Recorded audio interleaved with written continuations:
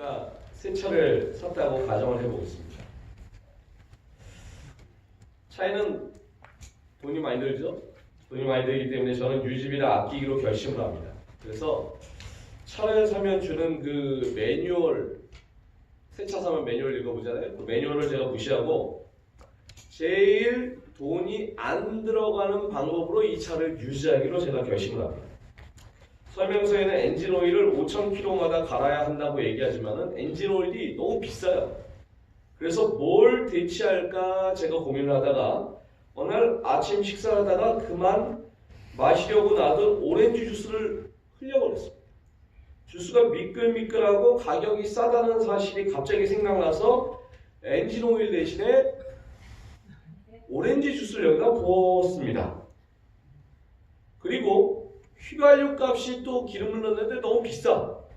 그래서 휘발유를 넣을 때마다 조금씩 휘발유를 넣은 다음에 한 4분의 1 정도는 여기다가 물을 넣습니다.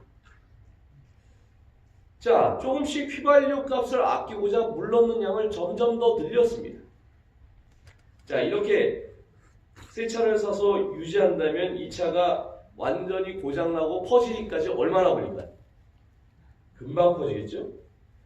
늘 윤기가 번쩍번쩍 나게 닦아주고 좋은 오일 넣고 좋은 기름 넣고 그런데 우리는 이렇게 차는 열심히 닦고 조이고 기름치면서 관리하면서 우리의 몸을 왜 더 잘 돌보면서 살아가지 않았을까요? 물론 우리의 수많은 질병은 많은 경우 생활 습관을 바꾸는 것으로 예방할 수 있다는 것입니다. 흡연이나 나쁜 음식물을 선택하는 것이나 활동하지 않는 생활이나 극심한 스트레스나 이런 것들이 오늘 우리의 생명력을 앗아가고 있습니다. 오늘날 세상에 많은 사람들은 인간의 몸을 돌보기 위해 창조주께서 주신 이 사용의 지침서가 여기에 있는데 이것을 무시하면서 살아가고 있습니다. 하나님은 우리에게 어떻게 병을 예방하고 좋은 건강을 소유하는지에 대한 자세한 정보를 주셨습니다. 어떤 이들은 건강은 우연한 것이라고 이야기합니다. 주사위 굴려서 마치 이렇게 숫자가 나오는 것처럼 병에 걸린다고 생각합니다. 암이나 당뇨나 중풍은 운명의 문제, 불운의 문제라고 말합니다. 하지만 오늘날 아주 기본적인 의학 상식조차 건강은 우연이 아니라 기본적인 생활 습관에 기인한 것이라고 그렇게 이야기를 합니다. 어떤 사람은 약을 먹거나 주사를 맞는 것이 건강의 길이라고 생각합니다. 그래서 무조건 어떤 사람은 약만 찾아요. 약을 주세요. 항상 약을 찾고 병원을 찾지만은 잘못된 생활 습관을 바꾸려고 하지 않습니다. 성경의 건강 법칙은 약보다 훨씬 좋습니다. 하나님께서 우리를 건강하기를 원하십니다. 사랑하는 자여 내 영혼이 잘된 같이 내가 범사에 잘되고 강건하기를 내가 간구하노라. 그분은 우리의 육체적인 건강에도 관심이 많으십니다. 그분은 우리 몸의 창조주이시기 때문에 우리의 건강에 그분이 관심을 쏟으시는 것은 너무나 당연한 것입니다. 내가 온 것은 양으로 생명을 얻게 하고 더 풍성히 얻게 하려는 것이다.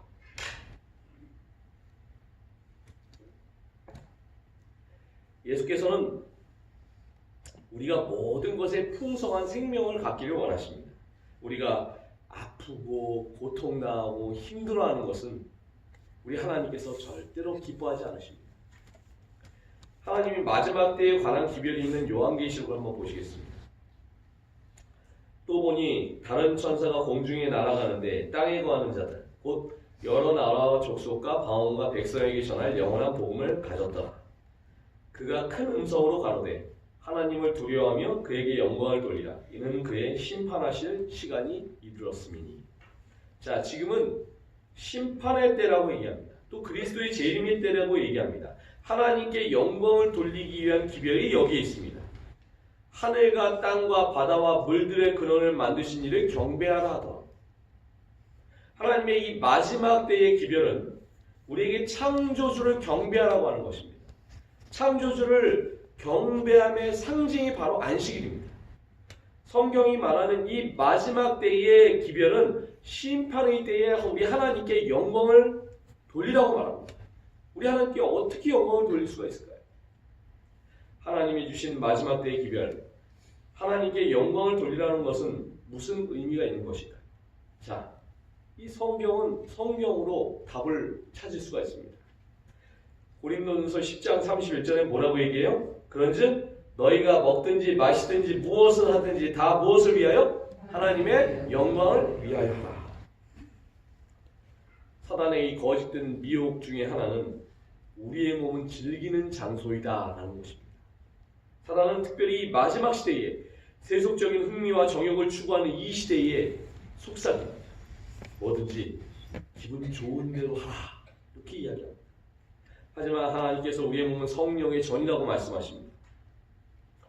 너희 몸은 너희가 하나님께로부터 받은 바 너희 가운데 계신 무엇인 줄? 성령의 전인 줄을 알지 못하느냐? 너희는 너희 것이 아니라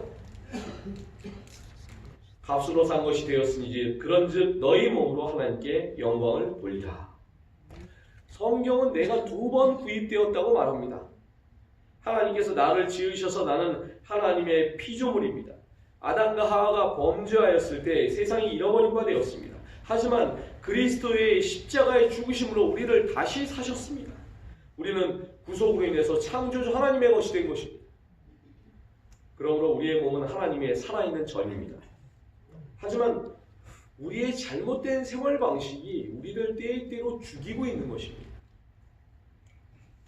하나님께서 창조하신 모든 것에는 사단의 모조품이 있습니다. 안식일의 모조품으로 뭐가 생겼어요? 일요일, 주일이 생겼듯이 우리의 건강을 해치기 위한 모조품도 사단이 만든 것입니다.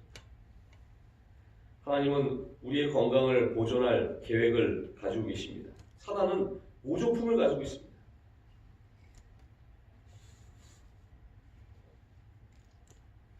하나님께는 우리의 몸을 정말 활력 있게 유지하도록 돕는 깨끗한 공기를 우리 하나님께서 우리에게 주셨습니다.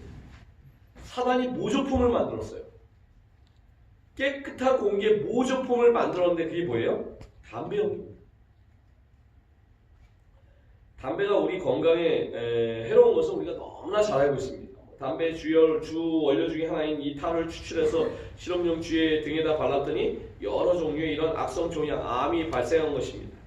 흡연이 심장병이나 중풍이나 여러 종류의 암이나 폐 기종이나 미수가 출산이나 혈액순환 불순이나 호흡곤란이나 심지어 노화 현상까지 촉진한다는 것은 이미 너무나 잘 알려진 그런 사실입니다. 사단은 하나님께서 창조하신 것에 대해서 이 모조품을 만들었습니다. 하나님은 신선한 공기를 갖다 이렇게 만드셨는데 사단이 모조품 담배 연기를 만든 것입니다. 사단은 여러분들의 가정이 파괴되기를 원하는 것입니다. 우리는 사단의 모조품을 거절하는 것이 우리의 유일한 안전 책임을 우리는 알고 있습니다. 십계명은 이렇게 이야기합니다. 살인하지 말지니라. 흡연하는 어떤 분들 중에도 나는 계명을 잘 지키고 있습니다 라고 이렇게 생각할지 모르지만은 흡연할 때마다 인간의 생명력이 13분씩 담배 한 가치를 피울 때마다 인간의 생명력이 13분씩 단축된다는 사실을 깨달아야 됩니다. 예수님께서 십계명에 대한 확실한 해석을 해주셨죠. 실제로 사람을 죽이는 것뿐만 아니라 남을 미워하는 것도 살인이라고 말씀하셨듯이 하나님의 성전인 우리의 거룩한 생명력을 깎아먹는 것도 또 다른 살인인 것입니다. 하나님은 또한 좋은 건강을 위해서 우리에게 뭘 주셨을까요? 물을 주셨습니다. 깨끗한 물을 주셨어요. 사단은 여기에 대해서도 모조품을 만들었습니다. 알코올은 이 사단의 실험실에서 만들어진 모조품이에요. 성경은 이 알코올에 대해서 뭐라고 가르칩니까? 알코올이 뇌에 영향을 줍니다. 뇌세포를 죽여서 성령이 우리의 심령과 대화할 수 없게 만드는 이 음료를 누가 발명했는가? 바로 이 모조품은 사단이 발명한 것입니다. 포도주는 거만케 하는 것이요. 이 본문 말씀에 이 거만케 하라는 이 단어의 뜻은 잠언 20장 1절에 이 거만케라는 단어의 뜻은 기만자라는 그런 뜻입니다.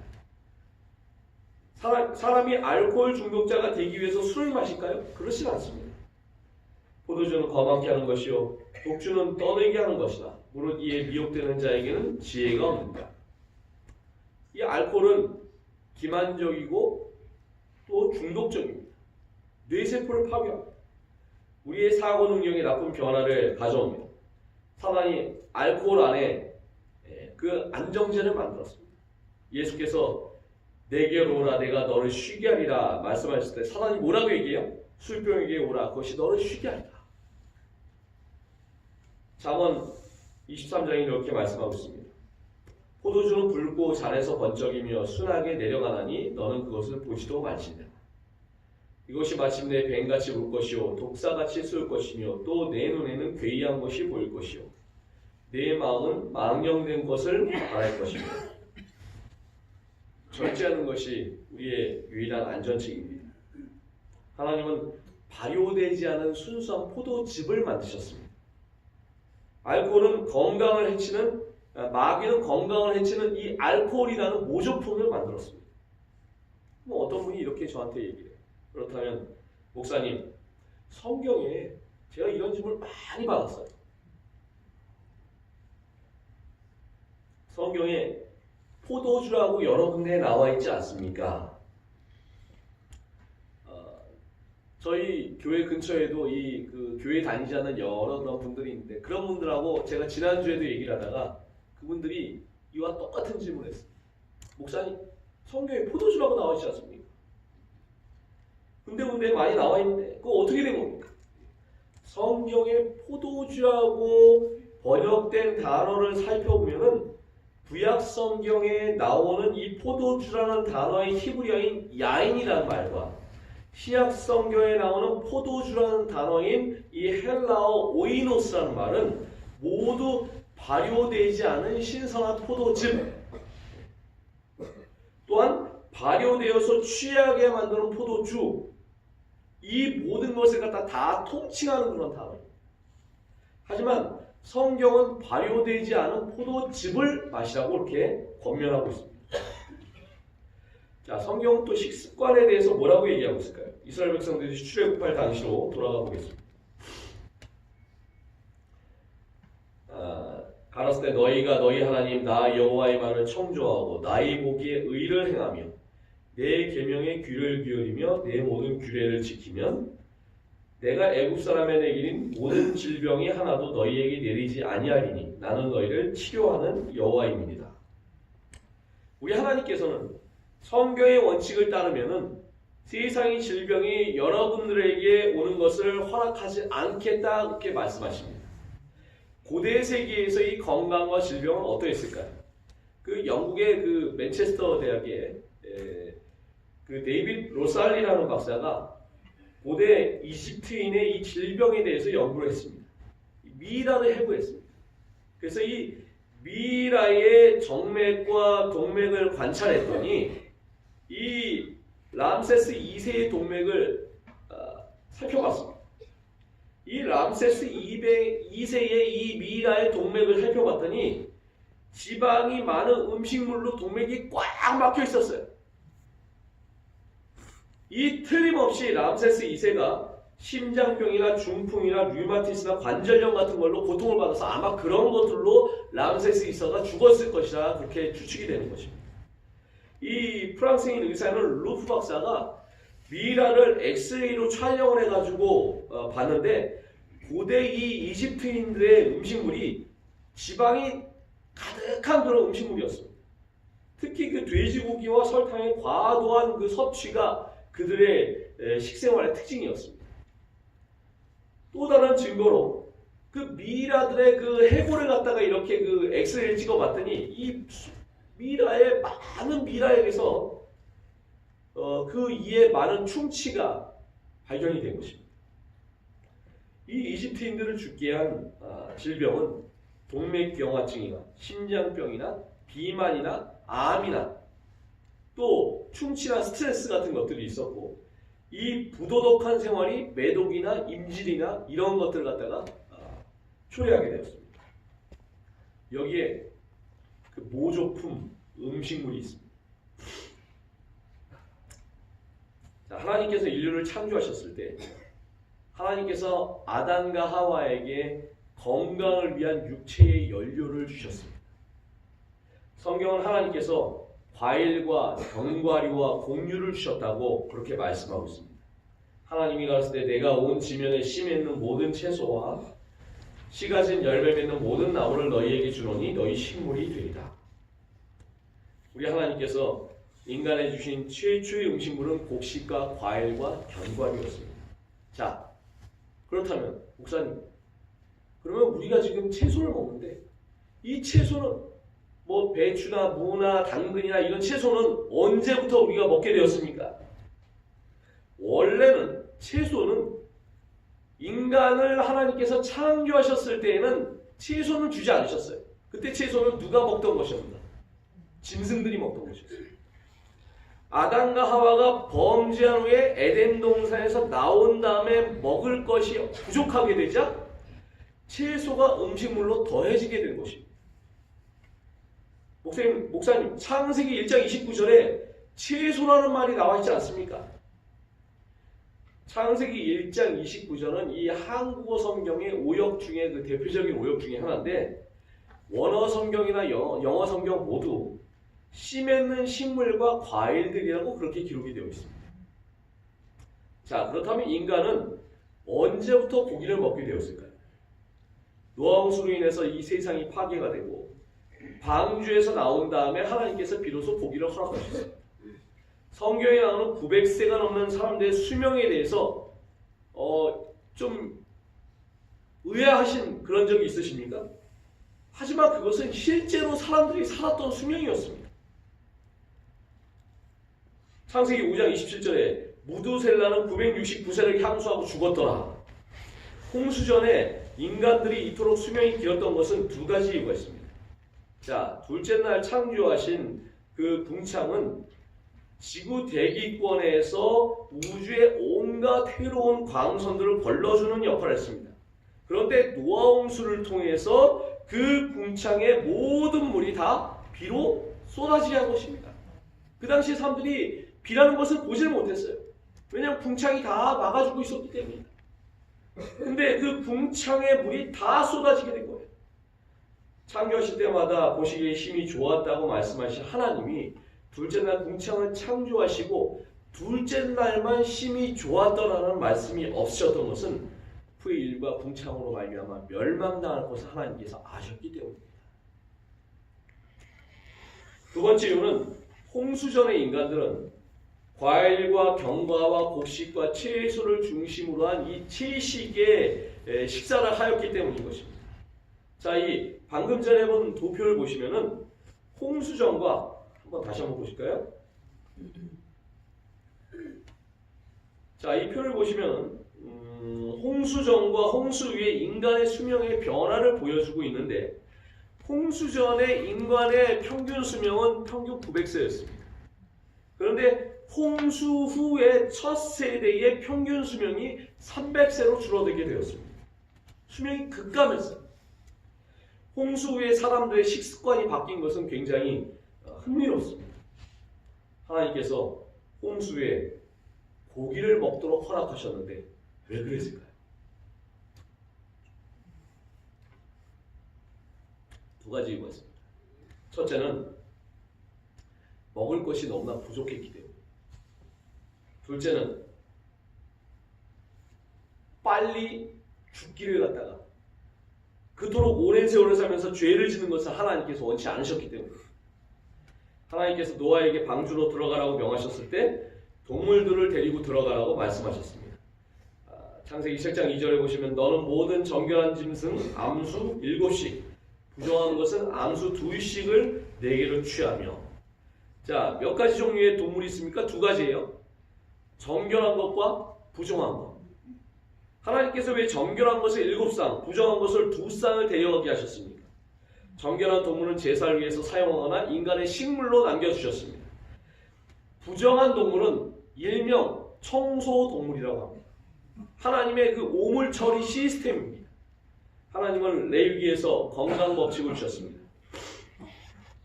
너희는 기름과 피를 먹지 말라. 이는 너희 모든 처소에서 대대로 영원한 규례니라. 하나님께서 먹으려면 깨끗한 고기를 먹되 기름을 먹지 말라고 말씀하셨습니다. 오늘날 우리는 다량의 지방 섭취가 심장병을 유발한다는 것을 잘 알고 있습니다. 하나님은 피를 먹지 말라고 하셨습니다. 왜요? 오늘날 우리는 피가 병을 옮길 수 있다는 것을 알고 있습니다. 사람들이 이 사실을 발견하기 전에 하나님께서는 우리가 건강하기를 원한다고 말씀하셨습니다. 그래서 사단이 하나님의 음식물에 대해서 모조품을 만든 것입니다. 하나님의 음식물은 곡식과 과일과 견과와 채소들이고 사단의 모조품은 기름지고 부정한 그런 음식물입니다. 레위기 11장에는 이스라엘 자손에게 고하여 이르라. 육지 모든 짐승 중 너희의 먹을 만한 생물은 이러하니. 하나님께서 인간이 취할 수 있는 음식물에 대해서 성경에서 지침을 주셨습니다. 짐승 중 무릇 굽이 갈라져 쪽발이 되고 새김질하는 것은 너희가 먹되. 자, 소나 양 같은 경우는 굽이 갈라졌고 새김질을 함으로 정결한 동물로 성경에서 분류가 됩니다. 낙타 같은 동물은 어떨까요? 새김질하는 것이나 굽이 갈라진 짐승 중에도 너희가 먹지 못할 것은 이러하니. 약대가 낙타입니다. 새김질을 하되 굽이 갈라지지 아니하였으므로 너희에게 부정하고. 우리가 뭐 먹을 일은 없지만 낙타, 혹시 이 중에 낙타 드셔보신 분 계세요? 낙타 부정한 짐승이라고 이야기합니다. 토끼나 사반이라는 쥐 같은 동물도 부정하다고 말씀합니다. 쥐를 드실 분들이 계시지 않겠죠? 성경은 또 계속해서 말씀합니다. 돼지는 굽이 갈라져 굽은 갈라졌으나 새김질은 못함으로 너희에게 부정하니 너희는 이런 것의 고기를 먹지 말 것이며 그 사체도 만지지 말 것이니. 하나님은 돼지고기를 부정하다고 말씀하십니다. 사단의 모조품 중에 일부인 것입니다. 만일에 돼지고기가 우리에게 좋은 것이라면 하나님께서 주셨을 것입니다. 맛있다고 해서 우리에게 반드시 좋은 게 아니에요. 담배를 피우면 기분이 좋을지 모르지만 담배는 우리를 파괴하죠. 술이 좋아 보일 수 있으나 술이 우리를 파괴하는 것입니다. 하나님이 해산물에 대해서 뭐라고 말씀하셨습니까? 물에 있는 모든 것 중에 너희의 먹을 만한 것이 이것이니 무릇 강과 바다와 다른 물에 있는 것 중에 지느러미와 비늘 있는 것은 너희가 먹되 무릇 물에서 동하는 것과 무릇 물에서 사는 것 곧 무릇 강과 바다에 있는 것으로서 지느러미와 비늘이 없는 것은 너희에게 가증한 것이라. 하나님께서 비늘과 지느러미가 있는 것들은 깨끗해서 먹어도 된다고 말씀하셨습니다. 그렇지 않은 것들은 뭐예요? 청소부 해물이라고 말씀하셨습니다. 게와 이 가재는 바닥에 있는 것들을 먹는 청소부입니다. 어부들이 게를 잡는 것을 갖다가 제가 본 적이 있는데 물고기 머리를 사용하는데 썩은 것이 훨씬 좋습니다. 덫에 두거나 줄에 달아 놓으면 썩은 물고기 머리에 개들이 달라붙습니다. 하나님께서 개들을 바다 밑바닥에 그 쓰레기를 청소하도록 하나님께서 만들어 주신 것입니다. 장어나 조개나 오징어나 문어나 상어나 역시 부정한 동물들입니다. 이것들은 지느러미나 비늘이 없어요. 새들은 어떨까요? 새 중에 너희가 가증히 여길 것은 이것이라. 이것들이 가증한즉 먹지 말지니 곧 독수리와 솔개와 어음과. 하나님께서 닭은 이 목록에 넣지 않으셨습니다. 하지만 솔개나 독수리 같은 동물은 부정한 짐승이라고 말씀하셨습니다. 성경에는 세 가지의 음식물이 있음을 우리는 발견하게 됩니다. 받아들일 수 없는 음식, 청소부, 하나님의 이 쓰레기 처리 시스템입니다. 받아들일 수 있는 음식이 있어요. 정결한 고기들, 홍수 후에 하나님께서 허락하신 음식들입니다. 하지만 세 종류의 음식이 있다고 그랬죠. 세 번째는 이상적인 음식이 있습니다. 곡식과 과일과 견과와 채소들. 예수님께서 십자가에 돌아가셨을 때 죄인들을 구하기 위해서 돌아가셨지 돼지를 정결하기 위해서 돌아가지 않으셨습니다. 십자가 전에도 어떤 것이 건강에 좋지 않았다면 십자가 후에도 건강에 좋지 않다는 것은 당연한 것입니다. 그리스도의 죽음이 돼지의 생물학적인 구성을 바꾸지 않았습니다. 예수님은 건강 법칙을 없애려고 하지 않으셨습니다. 성경은 우리의 몸이 하나님의 성전이라고 말씀합니다. 나의 올바르지 않은 습관을 어떻게 극복할 수 있을까요? 라고 이렇게 질문합니다. 어떻게 할 수 있을까요? 하나님의 아름다운 약속이 성경에 기록이 되어 있습니다. 영접하는 자, 곧 그 이름을 믿는 자들에게는 하나님의 자녀가 되는 권세를 주셨습니다. 우리는 하나님의 자녀들입니다. 담배나 술이나 부정한 음식물이 우리를 붙잡아둘 수 없습니다. 사단은 가짜 사랑을 가지고 있어요. 성적인 부도덕이 몸과 마음을 파괴합니다. 우리의 유일한 기쁨은 예수님께 와서 내 마음과 내 영혼을 다 드리는 것입니다. 세상 역사의 끝에 나와 구주 사이에 그 어떤 것도 우리는 원치 않습니다. 주님은 나의 인생이 담배와 술과 부정한 음식과 성적인 부도덕에서 해방되기를 원하십니다. 예수님이 약속하십니다. 무릇 사람의 할 수 없는 것을 하나님은 하실 수 있느니. 하나님께 여러분의 삶을 모든 것을 기꺼이 드리시겠습니까? 그분께서는 불가능해 보이는 것까지라도 하실 수 있다고 말씀하십니다. 나와 주님 사이에 그 어떤 것도 원치 않습니다 라고 우리 주님께 고백하시겠습니다. 우리에게 아직도 술이나 담배나 부정한 음식 같은 육신적인 습관이 있습니다. 우리의 몸은 하나님의 전임을 알며 그분의 성령이 우리의 몸에 거하시기를 우리는 원합니다. 하나님의 사람이 되기 위해 사단의 모조품이 아닌 하나님의 방법을 원합니다. 하나님의 방법대로 삶으로 더 나은 건강을 원합니다. 하나님의 건강 법칙을 무시해서 생길 수 있는 질병들을 우리는 피하기를 원합니다. 이 시간 하나님께 우리의 정신과 우리의 마음을 바치게 되시기를 간절히 바랍니다. 우리의 몸을 들이시고 우리의 마음과 정신뿐만 아니라 우리의 몸의 주인이 되시도록 내어 맡기시는 사랑하는 우리 모든 여러분들 되시기를 간절히 바라면서 말씀을 마치겠습니다.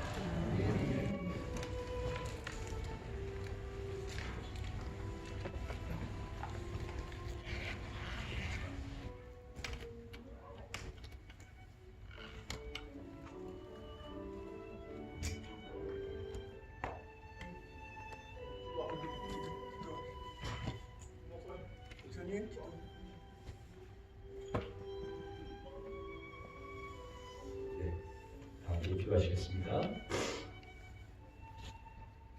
사랑의 아버지 하나님, 이 아버지 하나님께서는 태초부터 저희를 위한 아버지의 건강의 지침서를 저희에게 주셨습니다. 하지만 사단은 모조품을 만들었습니다. 저희는 사단의 모조품으로 말미암아 저희의 몸과 마음이 병들게 되기를 원치 않습니다. 하나님과 저희들 사이에 그 어떤 것도 저희는 원치 않습니다. 오직 하나님께서 저희에게 주신 가장 좋은 것들을 이 시간에 다시 한번 깊이 생각하면서 그것들만 취하면서 저희가 온전히 성령의 전으로서 하나님 앞으로 나아갈 수 있도록 아버지 저희와 함께하여 주시옵소서. 아멘. 우리를 사랑하시는 예수 그리스도 이름으로 간절히 기도드리옵나이다. 아멘.